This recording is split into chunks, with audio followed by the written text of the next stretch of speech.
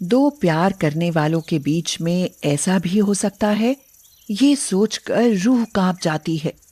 Social site पर बात होने के बाद उन दोनों का प्यार 3 साल तक चलता है। वो दोनों 1 साल तक लिव इन में रहते हैं और एक दिन आशिक अपनी गर्लफ्रेंड को मारकर उसके 35 टुकड़े करके फ्रिज में रख देता है। क्या ये राज कभी खुल पाएगा? देखते हैं आगे। चेतना और नकुल दोनों जॉब करते थे। उनकी मुलाकात एक डेटिंग ऐप पर हुई थी।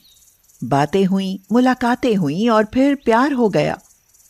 वे दोनों ही मुंबई के रहने वाले थे। उन दिनों नकुल को जॉब में बहुत दिक्कतें आ रही थी, इसलिए उसने दिल्ली आकर जॉब करने का फैसला किया। नकुल, तुम चले जाओगे तो मैं तुम्हारे बगैर कैसे रहूंगी? मैं भी साथ चल रही हूँ। हम जिएंगे भी साथ और मरेंगे भी साथ। लेकिन मैं तुम्हें ऐसे कैसे साथ लेकर जा सकता हूँ? तुम्हारे घर वाले क्या कहेंगे? कहते हैं तो कहने दो। मुझे तुम्हारे साथ चलना है तो बस चलना है। चेतना अपने घर वालों के मना करने के बावजूद भी उनसे रिश्ता तोड़कर नकुल के साथ दिल्ली चली गई। वहां उन्होंने छतरपुर में एक कमरा किराए पर लिया और वो दोनों लिव इन में रहने लगे। नकुल, अब हमें शादी कर लेनी चाहिए। नहीं चेतना, मैं भी शादी नहीं कर सकता। शादी से पहले वेल सेटल होना जरूरी है। दिन बीतने लगे। चेतना जब भी नकुल से शादी की बात करती, वह बात टाल देता था, जिस कारण दोनों में आए दिन झगड़ा होना शुरू हो गया। नकुल चेतना के साथ रोक टोक करने लगा, जो चेतना को जरा भी पसंद नहीं था। उन दोनों को लिव इन में रहते 4 साल बीत चुके थे और अब जब भी चेतना शादी की बात करती थी तो नकुल को गुस्सा आ जाता था। नकुल का एक ऐसा सच जिससे चेतना अनजान रही। नकुल ड्रग्स लेता था। 1 साल तक तो सब ठीक चलता रहा। एक शाम चेतना तैयार होकर कहीं जा रही थी तो नकुल ने पूछा, इस समय तुम कहाँ जा रही हो चेतना? एक दोस्त का बर्थडे है, उसी में जा रही हूँ। बर्थडे में जा रही हो और मुझे बताया भी नहीं? तुम इस समय अकेले घर से बाहर जाओगी? नकुल, ये तुम मुझसे किस तरह बात कर रहे हो? बीवी नहीं हो तुम्हारी। मेरा जहाँ जाने का मन होगा मैं जाऊंगी और मैं सब जगह तुम्हें नहीं लेकर जा सकती। अभी हम लोगों की शादी नहीं हुई है। बीवी नहीं हो तो क्या हुआ? हम लोग लिव इन में तो है ना। मेरी मर्जी के बगैर तुम दरवाजे से बाहर पैर भी नहीं रखोगी। चेतना का मन दुखी हुआ। उसके सब दोस्त बर्थडे पार्टी में जा रहे थे। वह नहीं जाएगी तो उन लोगों को कैसा लगेगा? उसने जाने की जिद की तो नकुल को गुस्सा आने लगा। बात ज्यादा ना बढ़ जाए, ये सोचकर चेतना बैठ गई। अब तो ये हर रोज की बात होने लगी।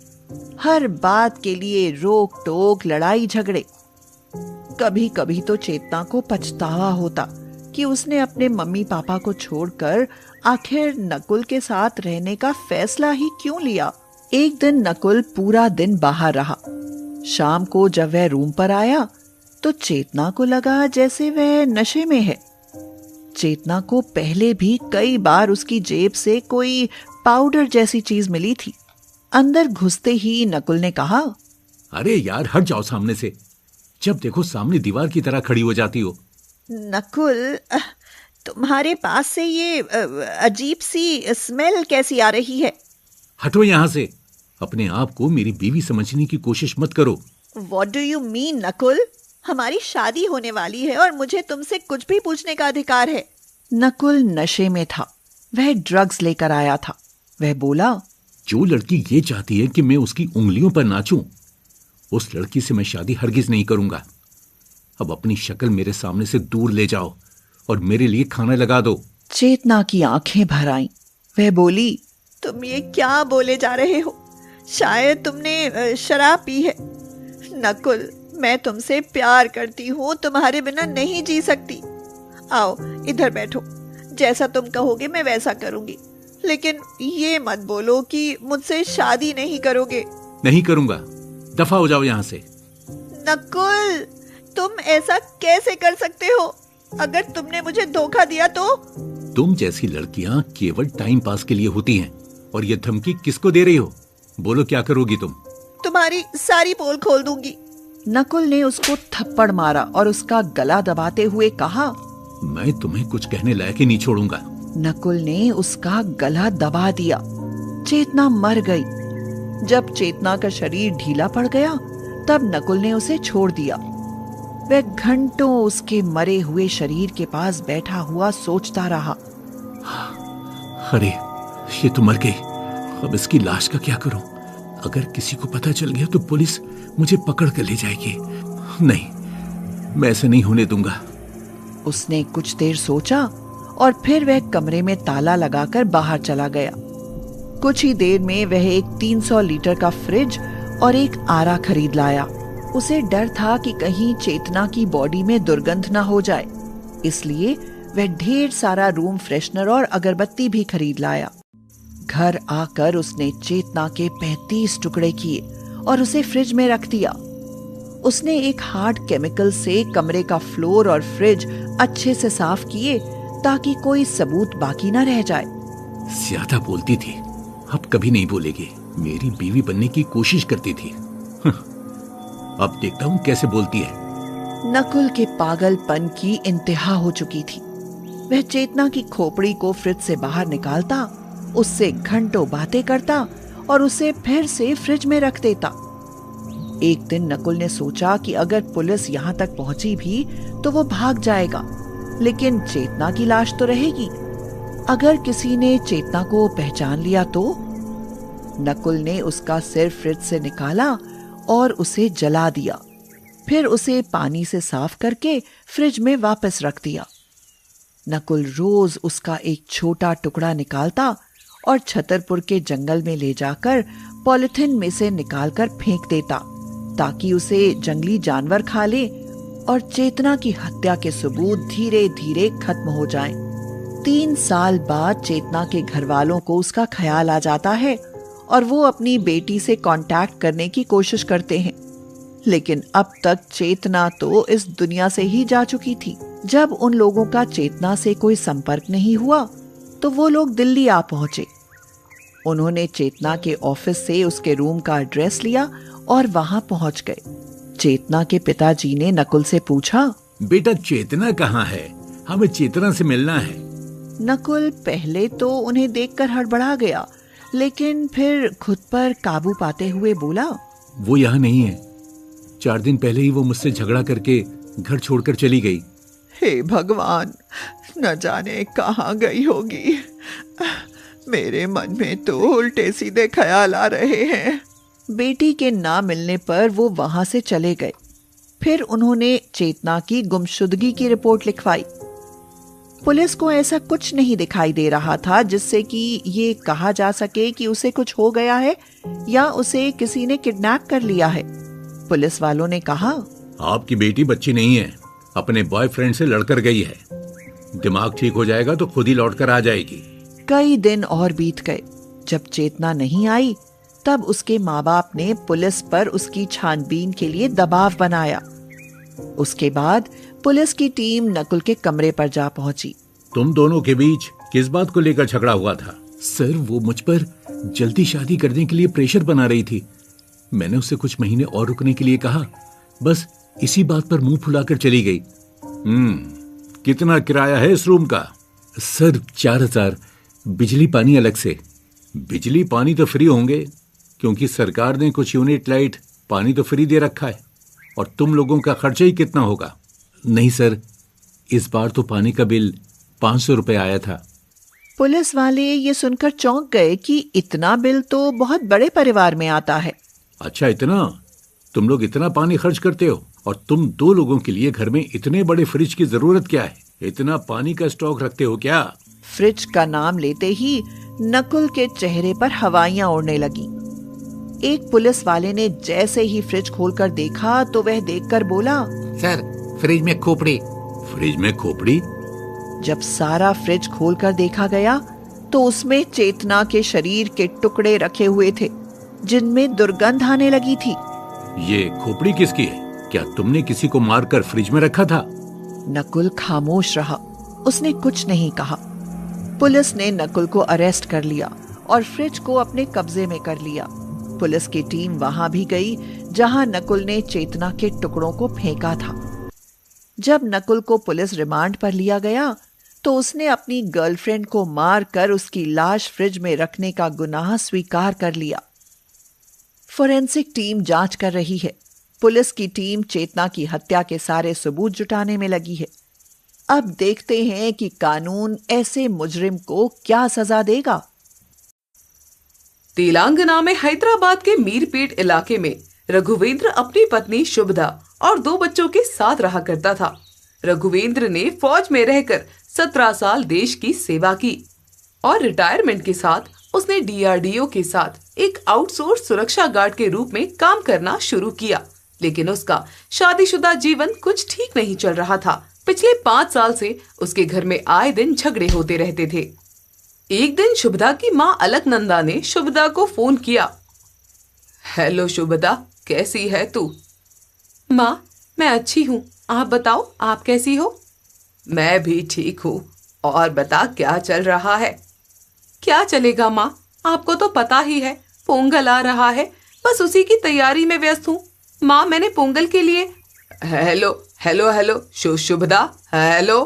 पता नहीं इस लड़की ने अचानक से फोन कैसे काट दिया। शुभदा के पिताजी रमानंद बोले। अरे कट गया होगा, इसमें इतना टेंशन लेने का क्या बात है? हो सकता है शुभदा त्योहार की तैयारी में व्यस्त हो। अलकनंदा ये सोचकर रह गई कि उसकी बेटी जरूर व्यस्त होगी, वरना वो ऐसे फोन कभी नहीं काटती। दोपहर के 3 बजे थे। अलकनंदा का फिर से मन कर गया कि वो अपनी बेटी से बात करे। उसने फिर से फोन मिलाया, लेकिन इस बार फोन ऑफ था। वो रमानंद से बोली, सुनिए जी, मुझे सुबह से कुछ अजीब सा लग रहा है। सुबह उसने बिना बताए फोन काट दिया और अब उसका फोन ऑफ जा रहा है। तो इसमें इतना सोचने की क्या बात है? तुम दामाद जी के नंबर पर फोन लगाओ और सुविधा से बात कर लो। अलकनंदा ने रघुवेंद्र को फोन मिलाया। हेलो बेटा।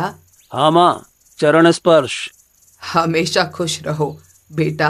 कब से शुभदा का फोन मिला रही हूँ, लेकिन उसका फोन ही नहीं मिल रहा। वो है कहाँ? उससे कहो कि मुझसे बात करे। माँ, शुभदा घर में नहीं है। घर में नहीं है? घर में नहीं है तो कहाँ गई है? वो माँ, आज मेरा उससे झगड़ा हो गया और इसलिए वो रूठ कर घर से चली गई। क्या अभी वो आपके यहाँ नहीं पहुँची? यहाँ से तो बहुत समय पहले ही निकली थी। नहीं बेटा, यहाँ तो अभी वो आई नहीं है। लेकिन ये तो बताओ कि आप दोनों का झगड़ा हुआ क्यों? माँ, आप ही बताओ, मेरी क्या गलती है? दोनों बच्चे मेरी बहन के घर गए हुए हैं और शुभदा त्योहार पर आपके यहाँ जाने की जिद कर रही है। बताओ, अगर वो भी वहाँ चली जाएगी तो मैं यहाँ अकेला कैसे रह पाऊँगा? मैंने उससे घर जाने के लिए मना किया तो वो बहस करने लगी और नाराज होकर चली गई। ये तो उसने बहुत गलत किया। आने दो उसे, मैं खबर लेती हूँ उसकी। लेकिन शुभदा रात तक घर नहीं पहुंची। अलकनंदा और रमानंद अपनी बेटी के लिए बहुत परेशान हो गए। उन्होंने सब जगह फोन करके उसके बारे में पता किया, लेकिन वो कहीं नहीं मिली। हार कर वो लोग थाने पहुंचे और शुभदा की गुमशुदगी की रिपोर्ट लिखवाई। पुलिस की छानबीन के बाद भी शुभदा का कुछ पता नहीं चला। इंस्पेक्टर साहब, कुछ तो कीजिए। 3 दिन हो गए, मेरी बेटी का कुछ पता नहीं चला। ना जाने किस हाल में होगी वो। देखिए मैडम, हम अपनी तरफ से पूरी कोशिश कर रहे हैं। लगता है हमें आसपास के CCTV कैमरे की फुटेज निकलवानी पड़ेगी। फुटेज निकलवाने के बाद पुलिस ने देखा कि शुभदा घर के अंदर तो गई है, लेकिन उसे बाहर निकलते नहीं देखा गया। लगता है कुछ इस घर में ही गड़बड़ घोटाला है। इसके पति से पूछताछ करनी पड़ेगी। लेकिन सर, उसके पति को कुछ पता होता तो वो जरूर बताता। हो सकता है कि अपनी बीवी को गायब करने में उसका ही हाथ हो, इसलिए वो चुप है। लेकिन सर, उसका कोई क्राइम रिकॉर्ड भी नहीं है। वो एक फौजी रह चुका है और अब इतने ऊंचे पद पर काम भी कर रहा है। इंसान गुनाह पद देखकर नहीं करता। जाओ उसे थाने में लेकर आओ। रघुवेंद्र को थाने में बुलाया गया तो वो बोला, सर, मेरा बीवी से झगड़ा हो गया था। वो अपने घर जाने की जिद कर रही थी और मैंने उसे मना कर दिया। बस इसी बात पर वो घर से चली गई। आपने उसे रोका नहीं? मैंने उसे बहुत रोका, लेकिन उसने मेरी एक नहीं सुनी। पूछताछ के बाद उन्होंने रघुवेंद्र को घर भेज दिया। कहीं कोई भी सुराग नहीं मिल पा रहा था। उन्हें लगा कि रघुवेंद्र सच बोल रहा है। लेकिन शक की सुई अभी भी उसी पर घूम रही थी, क्योंकि फुटेज में शुभदा घर के अंदर तो गई थी, लेकिन उसके बाद वो घर से बाहर नहीं आई। पड़ोसियों से भी पूछताछ की गई। सबने यही बताया कि उन्होंने उसे सिर्फ अंदर जाते हुए देखा था। एक बार फिर से रघुवेंद्र से पूछताछ की गई। वो बौखला गया और बोला, सर वो घूमने गई थी और अभी तक नहीं लौटी। मेरी तो उससे कोई बात भी नहीं हुई है। उसको बयान बदलता देख इंस्पेक्टर ने सिपाही से कहा, आज इस बंदे ने तीसरी बार बयान बदला है। हर बार अलग अलग कहानी सुनाता है। अब इसे रिमांड पर लेना ही पड़ेगा, तभी सच्चाई बताएगा। एक दिन फिर पुलिस रघुवेंद्र के घर पहुंची और सख्ती से पूछताछ की। अब तुम सच सच बताते हो या नहीं, वरना तुम्हारा वो हाल होगा कि तुम चलने फिरने लायक भी नहीं रहोगे। बताता हूँ, सब बताता हूँ। आइए, यहाँ देखो, शुभदा पहले यहाँ बाथरूम में गई थी, फिर यहाँ से रसोई में। रसोई से फिर वो कहाँ चली गई? रघुवेंद्र ने रसोई में रखे एक बड़े कुकर की तरफ इशारा करते हुए कहा, वो रसोई से इस कुकर के रास्ते चली गई।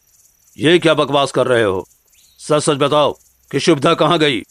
सच कह रहा हूँ सर। पहले वो बाथरूम में गई, उसके बाद रसोई में। रसोई से वो कुकर के रास्ते चली गई। सर, मुझे तो ऐसा लग रहा है जैसे ये अपनी बीबी को खोने के सदमे में चला गया है, इसलिए अनाप शनाप बोल रहा है। बात कुछ और ही है। इसे टॉर्चर करके सच उगलवाना पड़ेगा। रघुवेंद्र को रिमांड पर लेने के बाद उसने जो कहा वो विश्वास करने लायक नहीं था। कोई सोच भी नहीं सकता था कि कैसे ये आदमी, जिसने 17 साल देश की आर्मी में रहकर सेवा की और जो इतने उच्च स्तर पर काम कर रहा है, वो ऐसा कर सकता है। रघुवेंद्र ने बताना शुरू किया, सर, मैं उससे परेशान हो गया था। पिछले 5 साल से मैं उसे झेल रहा था। हमारे घर रोज झगड़े होते थे। उस दिन भी उसने मुझसे अपने मायके जाने के लिए झगड़ा किया। बात इतनी बढ़ गई कि मैंने उस पर हाथ उठाया और उसे धक्का दे दिया। उसका सिर दीवार में जाकर लगा और उसके सिर में चोट लगने के कारण वो गिरकर बेहोश हो गई। मैंने कुछ देर बाद उसे देखा तो वो ऐसे ही पड़ी थी। मैंने कई बार देखा तो वो ऐसे ही पड़ी थी, जरा भी नहीं हिली। मुझे लगा कि कहीं ये मर तो नहीं गई। मैंने उसकी नब्ज देखी, उसकी सांसें देखी तो वो मर चुकी थी। मुझे बहुत खुशी हुई। मैं यही तो चाहता था कि मुझे उससे छुटकारा मिले। लेकिन ये तो एक हादसा था। तुमने इसके बारे में पुलिस या उसके घर वाले को क्यों नहीं बताया? मैं डर गया था साहब कि कहीं मुझे जेल ना हो जाए। अब उसकी बॉडी कहाँ है? उसे मैंने मछलियों को खिला दिया साहब। मछलियों को? वो कैसे? इतने बड़े इंसान को मछली कैसे खा सकती है? मैंने सोचा कि उसकी लाश को घर में ही कहीं ठिकाने लगा दूं, लेकिन उससे होने वाली बदबू से पुलिस मुझ तक पहुंच ही जाती। मैं उसे ज्यादा देर घर में नहीं रख सकता था, इसलिए मैं उसे खींचकर बाथरूम में ले गया और उसके छोटे छोटे टुकड़े किए। तुमने उसे काट डाला? उसके टुकड़े कहाँ हैं? पूरी बात तो सुनिए इंस्पेक्टर साहब। मैंने उसके छोटे छोटे टुकड़े किए और वो कुकर दिखाया था ना मैंने आपको, मैंने उसमें 72 घंटों तक उबाला ताकि घर में बदबू ना हो। जो उसकी हड्डियां निकली उसे मुसल से कूटकर मिक्सी में पीस लिया। फिर क्या? जल्दी बोलो। मैं वो सब भर कर ले गया और झील में मछलियों को डाल दिया। वो सब मछलियों ने खा लिया। मैं तो बहुत खुश था कि अब कोई सबूत नहीं बचा है जिससे शुभदा की मौत का किसी को पता चलेगा। लेकिन आप लोगों ने तो मुझे ढूंढ ही लिया। मैंने यूट्यूब पर देखा था कि लाश को किस तरह से ठिकाने लगाया जाता है। मैंने बहुत सी वीडियो देखकर सारे सबूत मिटा दिए। अरे तू तो इंसान नहीं, हैवान है, हैवान। कमीने, जिस बेरहमी से तूने उसे मारा वो सब तो तेरे साथ नहीं किया जा सकता, लेकिन तुझे सख्त से सख्त सजा जरूर मिलेगी। जब शुभदा के माँ बाप और बच्चों को रघुवेंद्र की सच्चाई का पता चला तो जो उन पर बीती वो कहा नहीं जा सकता था। उन्हें आखिरी समय में भी शुभदा की एक झलक देखने को भी नहीं मिली। जांच के लिए फॉरेंसिक टीम को भी बुलाया गया, लेकिन वो भी शुभदा की हत्या का कोई सबूत नहीं ढूंढ पाई। रघुवेंद्र के बयान के अनुसार ही उसे कातिल मान लिया गया है। ऐसी मानसिक विकृत इंसान के लिए ऐसी कोई सजा नहीं जिससे वो शुभदा जैसा कष्ट पा सके। कोर्ट में सुनवाई जारी है। अब देखते हैं कि उसे क्या सजा मिलती है। लेकिन क्या रघुवेंद्र की सजा से शुभदा वापस आ पाएगी? उसके बच्चों को उनकी माँ और उसके माँ बाप को उनकी बेटी वापस मिल पाएगी?